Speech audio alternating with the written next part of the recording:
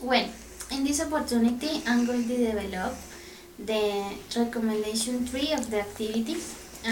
Of course, I'm going to develop a word amp where I'm going to give some songs to my students. Those are useful tools for memorizing and identifying the names of the shapes and the name of the figures and the name of the number from 1 to 10. So that's the idea. They have to know the numbers and the names of the shapes for developing the activity, the ludic.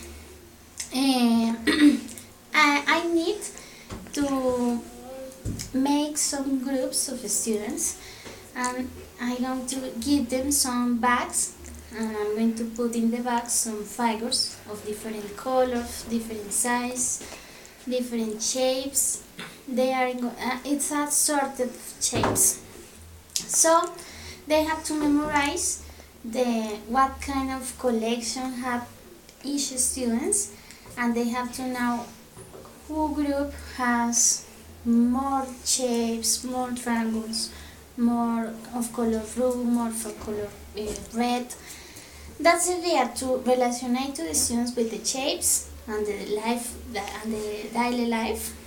Then I'm going to ask some questions to them. For example, what was your favorite part? What was the funniest? What was the more difficult? The most difficult, of course. And that's the idea. I need to know if my students can continue to the next topic, or I need to improve the topic that we are leading. I'm going to get a board with the names of my students with some squares, and I'm going to put some stars, and it depends the performance of my students.